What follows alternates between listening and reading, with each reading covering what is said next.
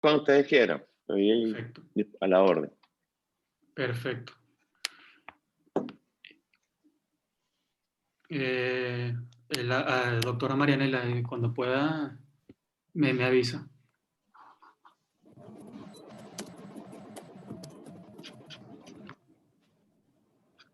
Muy buenos días a todos y muchas gracias por incorporarse a esta transmisión del Observatorio Venezolano de Seguridad Alimentaria.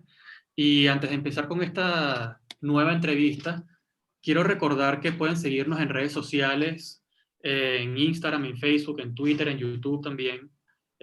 Recordarles que se suscriban para que estén al día con el contenido que allí publicamos.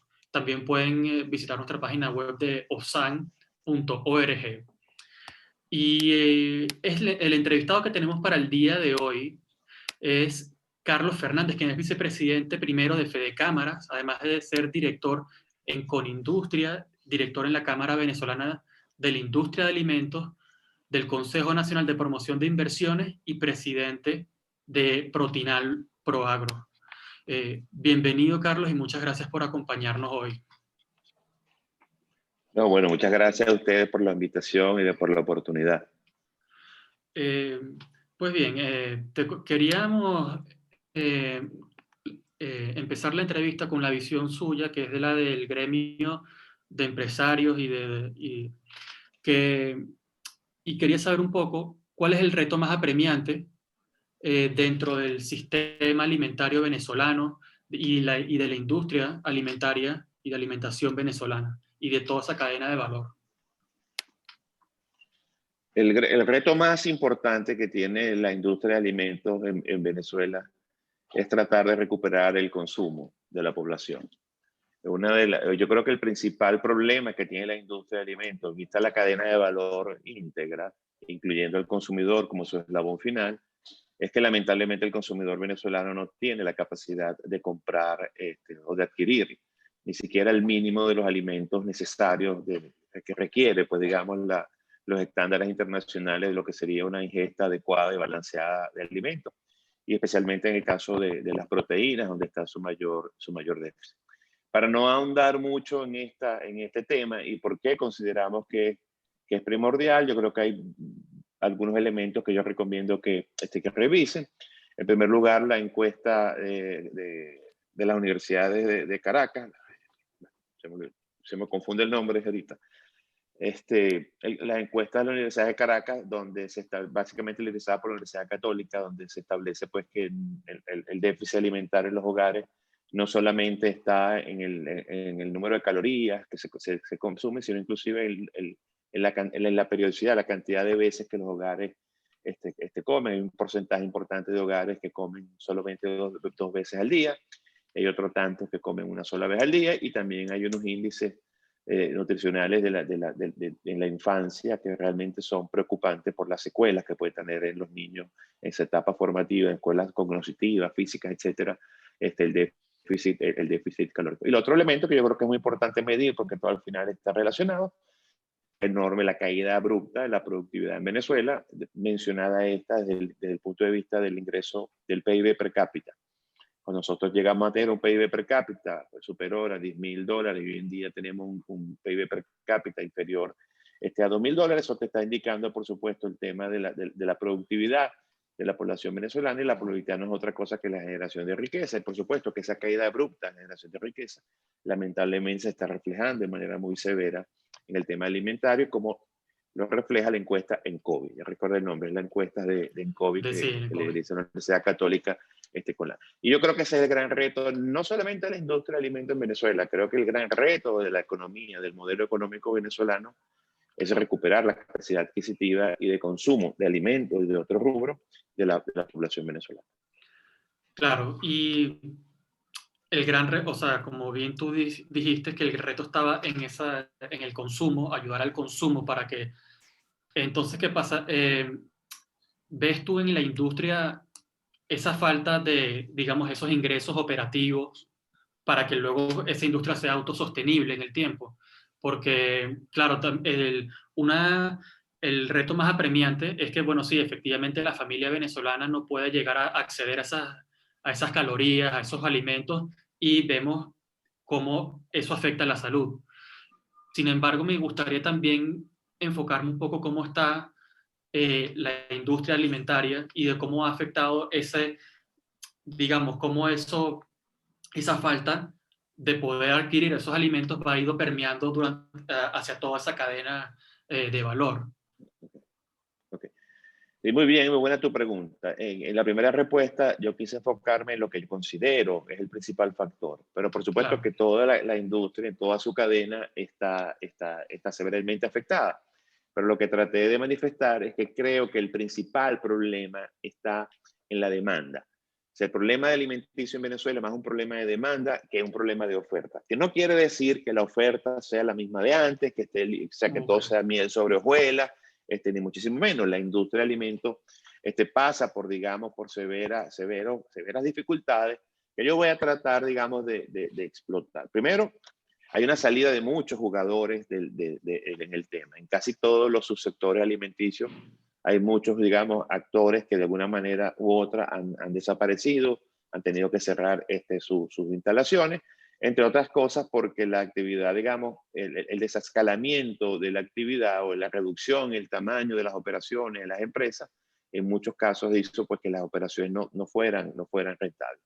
En segundo lugar, hay un problema importantísimo de financiamiento. La mayoría de la agroindustria, o algunas agroindustrias en particular, son intensivas en capital de trabajo y se requiere, digamos, financiamiento oportuno y en buenas cantidades. Y el achicamiento de la banca en Venezuela ha sido, digamos, dramático. Toda la cartera de créditos de la banca al cierre del año pasado estaba aproximadamente en $200 millones. Entonces, eso, por supuesto, no da para cubrir, digamos, los requerimientos de todo el sector productivo venezolano. Y si averbamos que el sector agrícola, de alguna manera, es de más alto riesgo que los demás y estaba, digamos, acostumbrado a trabajar con una cartera dirigida, por supuesto, el monto de esa cartera dirigida se ha disminuido enormemente por ser un porcentaje de una cartera más chica y porque también siempre hay preferencia, por supuesto, para créditos comerciales de más corto plazo, de menos riesgo, etcétera, etcétera. Y eso, por supuesto, afecta enormemente el sector. Pero uno de los grandes problemas también por lo que decía, el tema de ese escalamiento. Pues una industria que estaba acostumbrada a procesar, es decir, vamos a decir en términos relativos, 100, y hoy en día esa industria está procesando 30 o 35, es muy difícil muchas veces mantener tu estructura gerencial, tu estructura profesional, tu mismo diseño de tus equipos, cómo diseñaste tus máquinas, cómo diseñaste tus líneas, etcétera, porque la diseñaste para 100 y estás trabajando 35, y eso no necesariamente se reduce en esa proporción. Entonces, hoy en día, muchas de las industrias de alimentos tienen unos costos fijos muy elevados que no les permite muchas veces transferir todos esos costos a sus precios porque se ven compitiendo con productos importados de la misma rama o del mismo que vienen, digamos, con preferencias arancelarias, etcétera, etcétera, etcétera. Y por supuesto los costos en Venezuela no le permiten, digamos, hacer frente a esa competencia. Y por supuesto, además, y no menos importante, y voy digamos, relacionado con la primera respuesta, con la primera pregunta, es que también la caída de los ingresos también ha hecho que cambien los hábitos de los consumidores. Entonces, el consumidor que de alguna manera tenía un ingreso determinado y tenía unos hábitos determinados de consumo, se ha visto obligado a desmejorar sus hábitos de consumo para poder, digamos, tratar de paliar, digamos, la situación familiar. Creo que es un tema muy complejo y básicamente, insisto en lo que te decía al principio, la caída de la productividad en Venezuela se refleja sin duda pues en la industria de alimentos, en su enorme capacidad ociosa, en sus altísimos costos fijos, en su desescalamiento, pero también pues en el abandono de algunos nichos, de algunos mercados, etcétera, que también pudieran significar oportunidades para otros jugadores. Claro. Y fíjate, hay una cosa que a mí me parece interesante y quisiera saber si existe algún dato en Venezuela, que es que la FAO, por ejemplo, nos dice que hay más de 1.000 millones de personas trabajando en el sector alimentario, ya sea en producción, distribución o comercialización, que eso es más o menos un 12% de la población mundial. O sea, el peso del sector alimentario a nivel mundial es muy importante. Y no sé si existe el dato para Venezuela, pero si es realista apuntar allí o si tendríamos que incluso superarlo, o tendríamos que estar por debajo en torno a eso, o sea, de cuántas personas podrían ver al sector alimentario como una oportunidad de trabajo y no solamente estar produciendo y ayudando en la producción de Venezuela, sino también recibiendo ingresos por su generación de valor al estar incorporado en la industria. Fíjate tú, nosotros tradicionalmente en Venezuela, por decirlo de alguna manera, en la industria de alimentos llegó a ser el 12% del Producto Interno Bruto. Nosotros consideramos que hoy en día sea 8%. Lamentablemente es muy difícil darte cifras, primero porque no las hay, segundo porque no las hay actualizadas, y tercero porque si las hay no las publican. Y es muy difícil también conocer las cifras del sector primario, porque yo me refiero ahorita en alimentos, me refiero a toda la cadena de valor, porque en las cifras sectoriales el Banco Central de Venezuela la ponen en otros sectores. Entonces, muchas veces ubicar su tamaño implica un tema digamos, de mayor investigación. Y yo por lo menos no tengo esa información. Pero vamos a suponer, vamos a basarnos que esté en 8, 9%, digamos 8, el aporte de la industria de alimentos, de la industria. La industria de alimentos en Venezuela sigue siendo quizás el subsector, ¿no?, comparado con otros sectores que tienen una capacidad, digamos, ociosa enorme y que están trabajando algunos sectores hasta por debajo del 10% de su capacidad instalada con unos retos enormes. Muchísimos de esos sectores, por cierto, son proveedores importantes de la industria de alimentos y ahí tenemos impactos en costos, en confiabilidad de delivery, etcétera, etcétera, por el mismo caída pues, del tamaño de la producción. Ahora, ciñéndonos y tratando de irnos a tu pregunta en el tema agrícola, la agricultura cada día es más un negocio de capital intensivo y menos de labor intensiva. Primero la agricultura moderna y la agricultura que nosotros aspiramos. Si nosotros vamos, por ejemplo, a la agricultura de cereales en Venezuela, que es una agricultura importante, es una agricultura básicamente de capital intensivo, o sea, es bastante mecanizada, tiene, digamos, ciertos aportes, bastantes aportes, digamos, de modernidad, etcétera. No es, por supuesto, la agricultura de altísima precisión que podemos tener en Japón, etcétera, etcétera, pero es una agricultura bastante moderna y por lo tanto, es bastante capital intensivo y por lo tanto, digamos, poco empleadora. Pero cuando vas a otro tipo de agricultura, por ejemplo, si tú te vas a la agricultura de hortalizas, allí es muchísimo más manual, allí la generación de empleo es mucho mayor. Si tú te vas, por ejemplo, a la ganadería de leche en Venezuela, buena parte de la ganadería de leche en Venezuela todavía también, digamos, es bastante labor. Así que yo creo que sin poner el tema logístico, sin incluir el tema de transporte, que tiene un impacto importante en el sector alimentario, yo creo que el sector alimentario puede estar en las cifras internacionales de la FAO con respecto al aporte, digamos, en el tema de labor. Y en el caso específico de la industria de alimentos, hay que destacar que además una gran parte de la industria de alimentos, como en todo el sector industrial, es quizás donde se consiguen los mejores salarios hoy en día en Venezuela. En primer lugar, porque, como te decía, ha mantenido su dinamismo, y en segundo lugar, porque, bueno, precisamente por el tema de su producción intrínseca, que es de alimentos, hoy en día se han desarrollado una serie de bonificaciones, etcétera, etcétera, a los trabajadores en productos, digamos, que las mismas empresas alimenticias producen, que al final tienen un valor importante, que tienen un importante impacto en el ingreso de los trabajadores. Si tú me pones a preguntar, así digamos, más por observación y quizás por lecturas anteriores, creo recordar que precisamente en nuestro caso, como nuestra agricultura no era tan avanzada como la europea, como la japonesa, etcétera, etcétera, creo que nuestra participación de labor por hectárea cultivada era superior a la de los países desarrollados. Claro, y también tiene, bueno, no sé si, pero cuando hablamos de la agricultura en los países un poco más meridionales, supongo que la estacionalidad cambia un poco más y podríamos hablar incluso de que hay mayores temporadas, o los ciclos se vuelven más cortos y por eso podríamos hablar de una aportación un poco mayor a la de otros países que son más de estaciones. O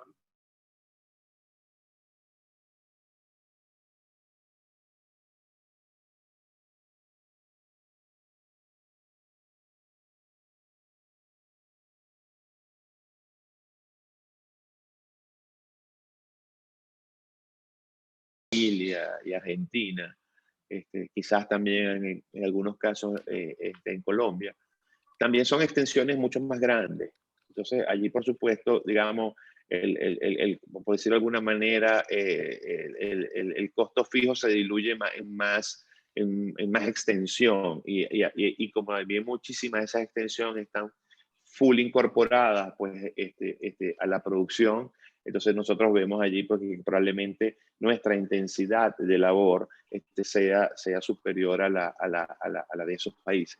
Donde nosotros tenemos el reto es cómo hacemos que esa labor, digamos, sea mayor remunerada.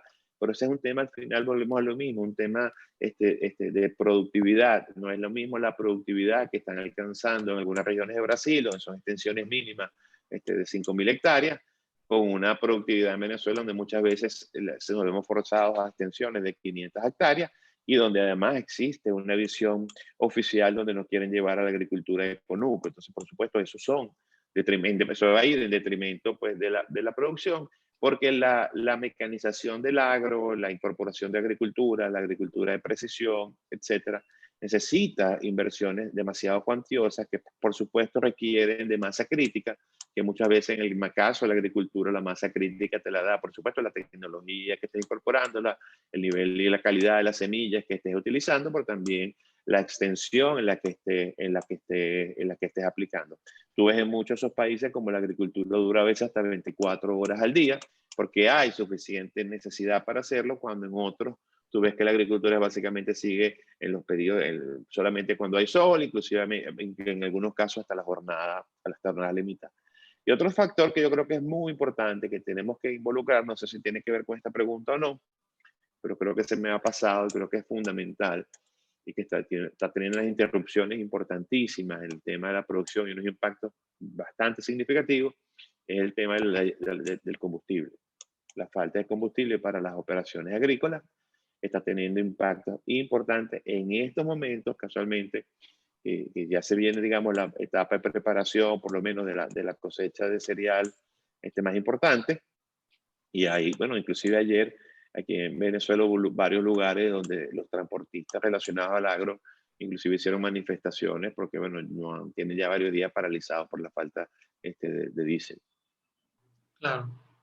Sí, sí, sí, eso también es, bueno, el transporte, creo que la gente va adquiriendo un poco más de conciencia en lo fundamental que puede ser el tema del transporte, porque, bueno, todo esto, digamos, antes de la producción, viene también, hay que proveer de insumos para que empiece la producción y luego se produce y se lleva, y eso lo producido pues se tiene que transportar a otras fases de la cadena de valor. Y y bueno, ya pensando también un poco en los transportistas, en la producción o incluso lo que viene en la parte anterior a, a esa producción, pues también quisiera preguntarle si usted ve alguna área donde sea más factible el surgimiento de emprendimientos y que deberían ser apoyados en esa cadena de valor de la industria alimentaria. Si ha Yo, visto, perdón que lo interrumpa, o si ha visto emprendimientos que sean dignos de resaltar eh, eh, dentro de esa cadena de valor. Yo creo que sí, yo creo que hay muchas oportunidades, muchísimas oportunidades, y creo que también hay emprendimientos que vale la pena mencionar. En primer lugar, creo que hay muchísimas oportunidades en lo que te decía originalmente, el desescalamiento de las grandes empresas. Está haciendo que muchas empresas, para lograr, digamos, mantenerse, se estén enfocando en pocos productos, en los productos, digamos, más rentables, abandonando algunos nichos. Y otros también se están concentrando en los mercados que tienen más cerca y que pueden atender mejor, precisamente tanto por el tema de volumen como por el tema de combustible. Por ejemplo, una agroindustria que está en Valencia, en el centro de Venezuela, que tenga que ir hasta San Cristóbal, que por el volumen el camión va con un tercio de su capacidad, pero que va a demorar una semana en ir y venir porque tiene que perder 2 días echando combustible de ida y 2 días echando combustible de regreso, más 100 alcabalas en el camino, etcétera, etcétera. Eso ha hecho que muchas grandes empresas hayan abandonado esos sistemas y esos mercados, esos nichos, y allí han surgido pequeños productores locales que ante la necesidad del producto por su mercado están supliéndolo de una manera, u otra manera, de una manera u otra. Creo que también, en ese mismo sentido, yo creo que hay muchísimas empresas que por el mismo tema de masa crítica están, digamos, cambiando sus sistemas de distribución, están tercerizando sus sistemas de distribución, buscándose aliados que puedan ser, digamos, más flexibles, más, más fácil el combustible, etcétera, etcétera. Hay una serie de mecanismos que muchas veces las empresas no pueden, empresas más formales y más establecidas no pueden llegar a hacer, sin que esto signifique que estemos invitando a la informalidad ni nada de eso. O sea, si no son realidades de realidades, pues. A veces tuvo una empresa que tiene 30 camiones y le dan cupo para 10. En cambio, una persona que tiene un solo camión le dan cupo para su solo camión. Entonces, hay una serie de elementos que se conjugan allí que tienen que ver mucho con el tema este. Y también con el tema de masa crítica, pues hay personas que de alguna manera están consolidando diferentes productos en una misma camioneta, en un mismo camión, y le están haciendo el servicio pues a varias empresas, cuando antes esas empresas tenían su distribución sola. Yo creo que esas son oportunidades. Y he visto una oportunidad enorme en el tema de financiamiento agrícola. Hay una serie de empresas que a través, digamos, de financiamientos no tradicionales, financiamientos no bancarios, básicamente la colocación, la captación de dinero de inversionistas para financiar siembra. En otros hemos visto algunos tipos de especie de cuentas de participación, donde un agricultor busca a una persona que tiene, digamos, liquidez, esa persona aporta liquidez, de alguna manera comparten los beneficios de la siembra. En otra hemos visto como hay personas que ponen el dinero, otros ponen insumos, aceites, lubricantes, semillas, etcétera, y el agricultor pone su tierra, su trabajo y llevan algún tipo de asociación también. Yo creo que eso de alguna manera ha hecho que surjan. Para mí eso son una serie de oportunidades que, por cierto, creo que llegaron para quedarse. Creo que esos esquemas de financiamiento donde se comparte el riesgo ante la ausencia de una banca, ante la ausencia de unas tasas, digamos, baratas, no es una mala opción para el sector primario. Y creo que ha habido una serie interesantísima de emprendimientos a nivel de tal, a nivel de comercio en la cadena alimentaria. Algunos de alguna manera estigmatizados de mala manera. En el caso de algunos bodegones, la gente suele, digamos, estigmatizarlos mal porque, bueno, realmente hay mucho producto importado y hay mucho producto importado con muchísimas facilidades, pero creo que también fue una oportunidad que mucha gente vieron. Yo creo que el sector de los supermercados fue uno de los sectores más golpeados con la aplicación de la ley Sunde, y prácticamente casi que un empeño de responsabilizar con todos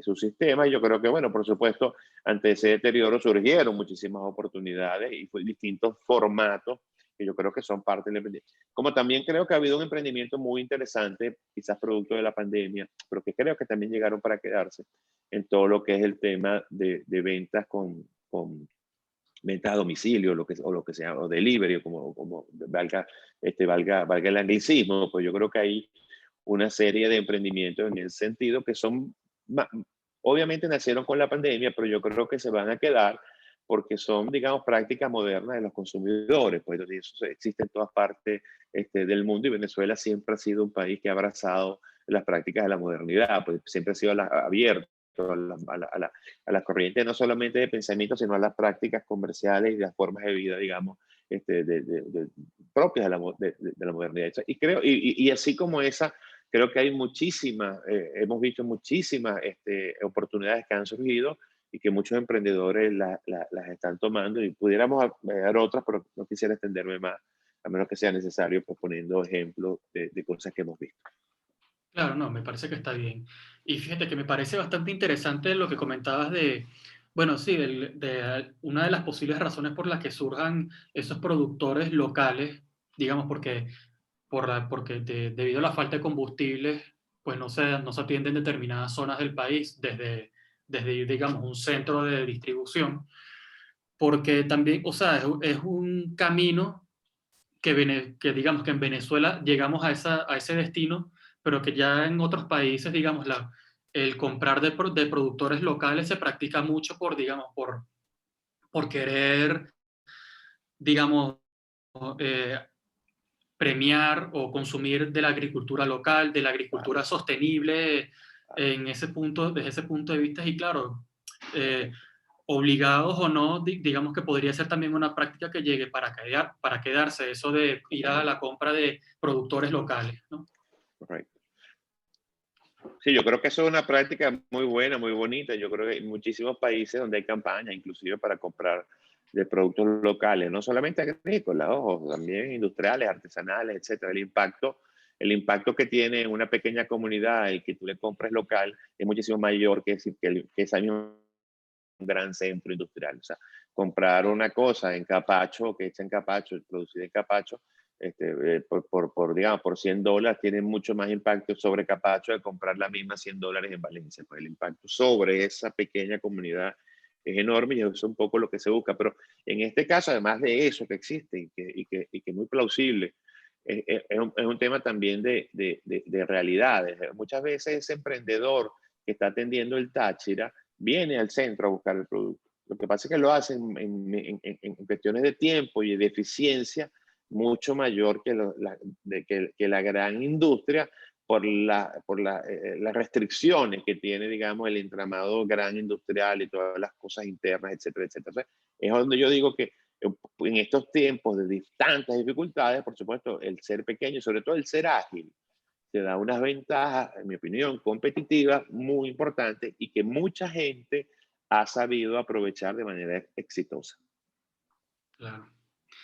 Y bueno, también en esa línea, también me resulta un poco fascinante el reto de hacer que la producción de alimentos sea sostenible y que producir suficiente hoy se haga sin hipotecar el mañana, y añadir que además bueno, la capa de que eso pues dé empleos y que además los alimentos eh, lleguen y sean accesibles digamos, al gran consumidor. Eh, no sé, quisiera saber un poco cuál es su visión al respecto de esa línea de pensamiento, que es un objetivo también planteado por la FAO.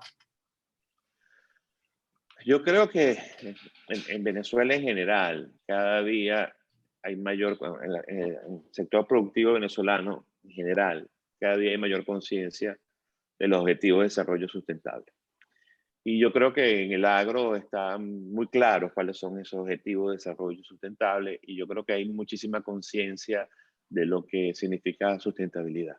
Yo creo que cada día uno puede, los que tenemos ya muchos años en estas lides, hemos visto cómo ha cambiado la mentalidad, digamos, de nuestros abuelos, los que tuvimos la oportunidad de ver a nuestros abuelos trabajar, a la que tienen nuestros hijos, pasando por nuestros padres y nosotros. O sea, y cada vez yo siento afortunadamente que hay más conciencia en cada generación que viene de la importancia de la sostenibilidad. Que en el caso de la agricultura y la ganadería es muy importante porque tiene que ver con recursos naturales, que aunque muchos son renovables, a veces su renovación no es tan sencilla y a veces no es tan posible. Entonces, yo creo que yo eso por allí lo felicito. Veo cada día más conciencia en la utilización de los suelos, en la utilización de las aguas, en no degradar el ambiente por obtener una cosecha, digamos, superior, tener conciencia de que hay vecinos, de que hay otras cosechas, de que hay, digamos, vegetación silvestre que también hay que preservar, que esa vegetación silvestre es importante también para la misma producción agrícola, polinización, etcétera, etcétera. La cantidad de elementos que son, digamos, que juegan en este factor. Y también veo, por supuesto, muchísimo interés cada día en el desarrollo de semillas, de que tengan ciertas características que las hagan, digamos, más adaptadas a los terrenos. Y es un poco lo que te decía al principio de la agricultura de precisión, también cada día pues ayuda más a que esto sea de alguna manera mejor utilizado y sea por lo tanto más sustentable. Yo creo que el tema de la baja de los precios al final va a tener que ser un tema que tiene que ver con varias cosas. En primer lugar, con que se aumente el tema que se aumente el consumo, de manera que los agricultores puedan volver digamos, a su máxima capacidad de producción. Y la manera en que tú logres aumentar tu máxima capacidad de producción, por supuesto que tus costos fijos se van a diluir, etcétera, y eso te va a permitir de alguna manera tener costos más bajos. Pero también tiene que venir de la mano de unos aumentos en productividad. Y los aumentos en productividad, en mi opinión, muy personal, pues tienen que ver mucho con la capacitación de recursos humanos, capacitación de recursos, digamos, humano técnico y humano empresarial, aplicar a la producción agrícola, digamos, las herramientas profesionales de gerencia, de finanzas, etcétera, más avanzadas, porque es una empresa como cualquier otra. Por supuesto, la capacitación técnica que nos permitan la incorporación de las tecnologías más avanzadas. O sea, y yo creo que la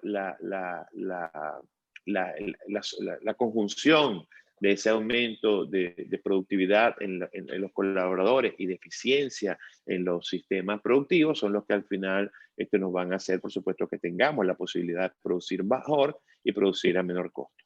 Eso, por supuesto, traería también, eso de alguna manera, y hay que hacerlo, y hay que insistir en eso, hay que buscar sistemas de productividad y sistema de remuneración de los trabajadores que de alguna manera se revierta en su beneficio la productividad que alcancen en cada uno de los procesos. Porque eso al final les va a dar mayor capacidad de consumo y también, por supuesto, les va a dar mayor incentivo para seguir siendo productivo. Porque el gran reto de la agricultura venezolana va a ser seguir compitiendo pues, con la agricultura internacional, y por supuesto allí también hay que jugar con mucho cuidado porque tenemos que entender que afuera existen una serie de bases de infraestructura, de financiamiento, de apoyo gubernamental, etcétera, que no existen en nuestro país y que por supuesto los ayudan a ser muchísimo más productivos. Así que hay que tener mucho cuidado con esa libre importación. Creo que hay que trabajar muy bien el tema de contingentamiento, todo ese tipo de cosas para poder, digamos, tampoco castigar al consumidor que te termine pagando mucho más caro, pero sí de buscar los incentivos para que la producción nuestra sea de los mismos niveles que la internacional. Y creo que en ese sentido, no necesariamente implica que el hecho de la mecanización y de la economía, de la agricultura de precisión, etcétera, no necesariamente puede significar menos empleo. Yo creo que puede significar mejor empleo en el sentido de más remunerado, porque hay gente más capacitada, por supuesto, la remuneración debería ir. En cualquier sistema, digamos, virtuoso, la capacitación va proporcionalmente digamos, con el ingreso de la persona porque la hace más productiva. Pero también creo que en estas condiciones nosotros tenemos todavía muchísima capacidad para expandir nuestra frontera agrícola, y esa expansión de la frontera agrícola de manera eficiente, por supuesto que también va a traer la generación, digamos, de más empleo. Para eso creo que es fundamental, insisto, el tema del combustible y, por supuesto, el tema de la infraestructura agrícola, o sea, que llegue la electricidad, que haya, digamos, vías de penetración adecuada, y que de alguna manera el Estado permita que el agricultor de alguna manera se involucre en todos esos diseños y en todos esos mantenimientos, y todo eso, estar pendiente de todos esos sistemas de infraestructura, porque son, digamos, quienes fundamentalmente lo requieren, quienes fundamentalmente más lo van a cuidar, porque es parte esencial, pues, de su vida. Y creo que también ahí es muy difícil que tú logres niveles de productividad importantes si tienes la mentalidad del conuco. Yo creo que el conuco puede ser para agricultura autosustentable, para aquella persona que tenga, digamos, algún deseo, alguna vocación, digamos, de vivir aislado y quiera tener su conuco para mantener sus gallinitas y sus cuestiones. Me parece muy bonito, muy bien, pero eso no va a sostener las necesidades alimentarias de los que seamos, 25 o 30, ya no sabemos cuántos somos, pero vamos a ver que son 25.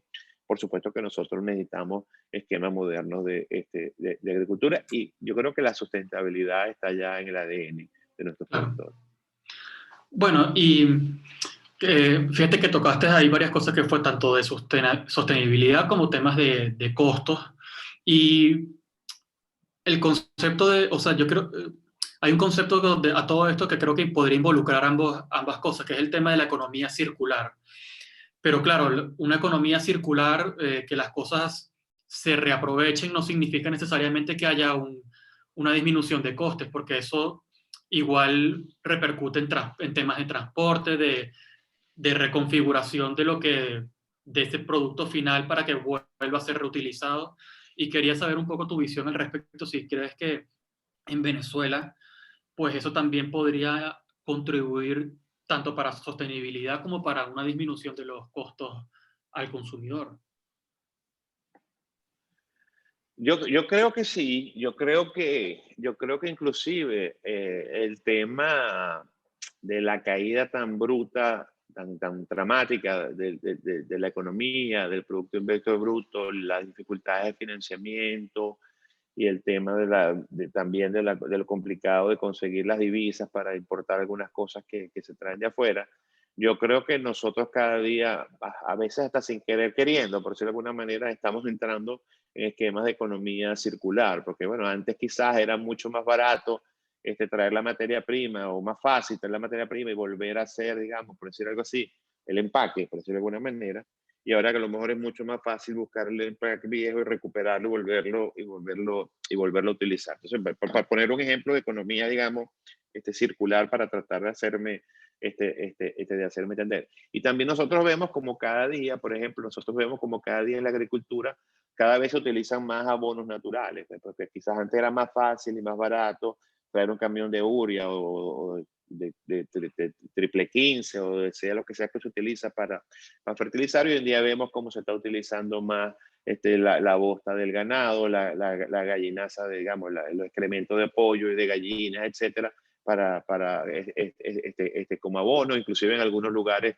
se utiliza hasta como materia prima para alimentos para ganado. O sea, muchos esquemas de economía, digamos, de aprovechar todo y en vez de traer, digamos, insumos de afuera, tratar de utilizar lo que el mismo proceso fue dejando, tratando de incorporarlo de alguna manera. No solamente por el tema de costo directo, porque muchas veces a lo mejor el costo directo tuyo sigue subiendo un pelín, pero también te hay que ver el costo del global, el costo de la economía global, el costo para el planeta, el costo para la calidad de vida. Entonces, hoy en día hay un poco más de conciencia sobre ese sentido y muchas personas dicen, bueno, me sale un poquito más caro, pero me evito algunos temas logísticos o contamino menos o digamos, o ayudo más pues al efecto del calentamiento global. Y hay muchas personas que están incorporando eso pues en su visión de sostenibilidad como te mencionaba anteriormente, probablemente cosas que nuestros abuelos no se hubieran, digamos, preocupado, porque todavía era la época de la conquista del territorio, por decirlo de alguna forma, hace 60 años.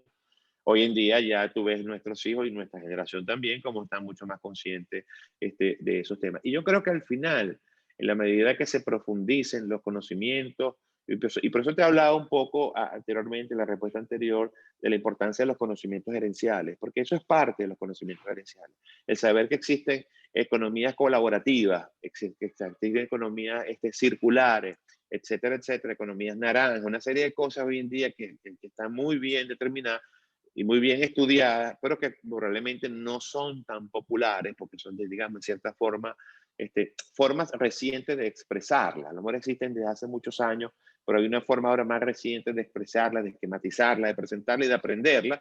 Yo creo que la gente está tomando conciencia de eso y yo creo que obviamente hay demasiadas dificultades, hay demasiada precarización, hay demasiados incentivos a la informalidad, hay demasiada premura por el corto plazo porque no hay ningún tipo de estabilidad que tú digas, bueno, esta manera de hacer negocio, digamos, me la van a permitir mañana, me la van a permitir pasado, porque todavía depende mucho, de mucho permiso, de mucha discrecionalidad de funcionarios. Entonces, bueno, a pesar de eso, creo que hay mayor conciencia de todo este tipo de cosas que para mí lo que significa es hacerlo sustentable, porque cuando yo me refiero a sustentable, no me refería solo a la sustentabilidad financiera y económica, sino también a la sustentabilidad pues, ambiental, de impacto social, etcétera, etcétera.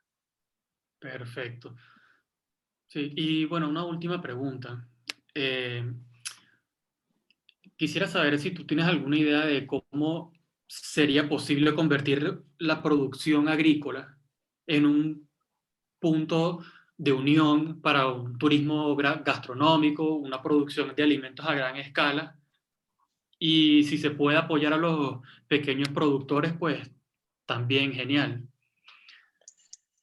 Mira, yo creo que se puede multiplicar y se puede hacer mucho. No, habría que de entender un poco más qué significa gran escala, pero voy a tratar de adelantarme un poco. Pues, o sea, cuando tú conoces el esquema tradicional de agroturismo, más bien, por lo menos el que yo conozco, se ha convertido en cómo hace el turista para tener alguna experiencia, digamos, en el tema de la producción de algo. Nosotros conocemos algunas experiencias en Venezuela muy interesantes. Dentro de un concepto quizás más amplio de turismo rural, hay hay muchas experiencias de agroturismo, sitios donde tú puedes ir y sembrar, trabajar, digamos, participar con los trabajadores en la siembra. Por lo menos yo lo he visto en la siembra de hortalizas, lo he visto en algunos sitios donde tienes la posibilidad de ordeñar unas cabras, he visto en otros donde tienes la posibilidad de ordeñar unas vacas, pero realmente lo he visto en volúmenes pequeños. Pero está surgiendo también un interés quizás más pequeño de turismo de la agricultura moderna, de la agricultura súper intensiva. Cada día hay más gente interesada en conocer cómo son esas siembras directas, por ejemplo, de arroz, o cómo son las grandes extensiones de maíz, o que hubo interés en conocer los cultivos y todo el proceso de la caña. Y no por turismo industrial, no porque tengas una necesidad de, oye, ¿cómo hace este señor? Yo que quiero sembrar arroz, voy a conocer cómo hace Gustavo, que es el mejor sembrador de arroz de Acarigua, ¿no? Es que también existe, pero no, me refiero a gente que quiere tener la experiencia de la ruralidad, la experiencia de la actividad, digamos, agrícola, vamos a decir, de manera más profesional, más intensa, porque no dejan de fascinarse, digamos, en el enorme esfuerzo de transformación física que significa la agricultura y de lo bonito pues, de sacar de la tierra, producto del esfuerzo del hombre y de las condiciones naturales, toda esa cantidad de alimentos que se les saca. Pero creo que veo mayor inclinación hacia el agroturismo, como te lo decía al principio, pero no sé si allí haya muchísimas, grandes capacidades de producción, porque siento que, por lo menos los que yo conozco, son más vinculados a la experiencia personal, al contacto con la naturaleza, y realmente no son de producción muy intensa, sino más bien son o sea, el negocio allí no está en lo que producen agrícolamente, sino en la atención que le dan al turista, en la pensión, en la habitación, etcétera, en los servicios que le dan al turismo, más que en la propia producción agrícola que tiene. Claro. Pues bueno, muchas gracias, Carlos, por haber sacado un hueco en tu agenda y de haber estado con nosotros. La verdad es que estamos buscando siempre aportar nuevas visiones y desde distintos puntos de vista para el tema de la seguridad alimentaria y de entender y que las personas entiendan cómo puede confluir una variedad de visiones en un sistema alimentario, básicamente. Entonces, la verdad es que muchas gracias porque nos ha venido de lujo todo lo que nos has dicho. No, no. Gracias, Gustavo, por la invitación, gracias por la oportunidad. Disculpa, quizás me hubiera gustado realmente compartirte más data, pero tengo que confesarte que a veces me gustaría tenerla más para mí, para mi trabajo profesional, porque muchas Claro. veces trabajamos con datos muy puntuales, de sectores muy específicos, de regiones muy específicas, y traspolamos a toda la realidad y no necesariamente es así, pero bueno, he tratado, digamos, con lo mayor de la información que utilizo en mi día a día, tratar de responder tus preguntas que no fueron sencillas, pero bueno, estamos para eso y a la orden, por supuesto, para cualquier aclaratoria que necesite. Muchas gracias de nuevo por Perfecto. el espacio. Muchas gracias a ti también, nuevamente. Un saludo. Claro.